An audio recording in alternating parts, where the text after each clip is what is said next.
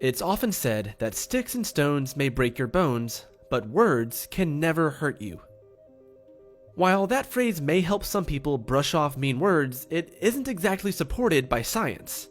While physical abuse is easy to spot, how do you even recognize emotional abuse?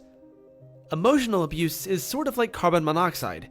It doesn't have any obvious signs we can see, but it can be deadly. Emotional abuse can actually damage your brain structure. Victims suffering from constant emotional abuse experience a shrinking of the hippocampus. This is a brain area that is crucial for learning. The hippocampus plays an important role in your short-term memory, and for learning, short-term memory retention is the first step.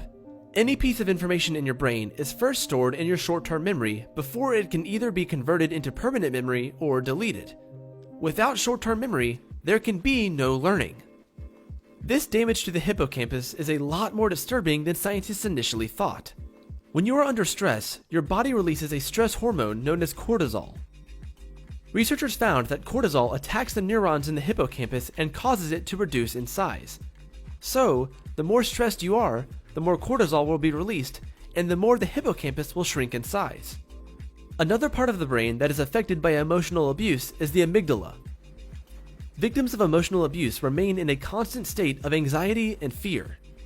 This is because long-term emotional abuse results in swelling of their amygdala. This part of the brain controls your breathing and heart rate. It is also your emotional control center, which determines how you process feelings such as love, lust, hate, and fear. When someone is emotionally abused, their amygdala is constantly on alert and reacts to the slightest sign of abuse. As a result, the victims are in a constant state of fight or flight. This is also why it is difficult for some people to move away from an emotionally abusive relationship. Humiliation, yelling, and name-calling are just as destructive to the brain as physical abuse, especially in children whose brains are developing. In one study, researchers found that young, healthy adults who had been bullied in their adolescence showed a lack of connection between the right and left sides of the brain.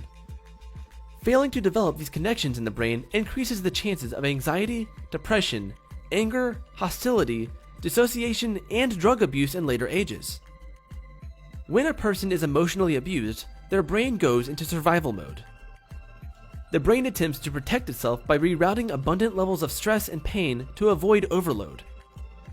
Areas of the brain that are important for the functioning of cognition and behavior are smaller in people who are emotionally abused, and these are lasting impacts.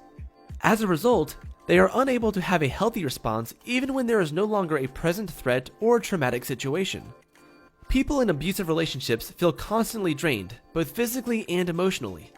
All their energy is expended because their brain is constantly on alert. So, no, words don't directly leave marks like sticks or stones do, but the science is in. The way we treat each other on an emotional level can have effects that last far longer than a broken bone.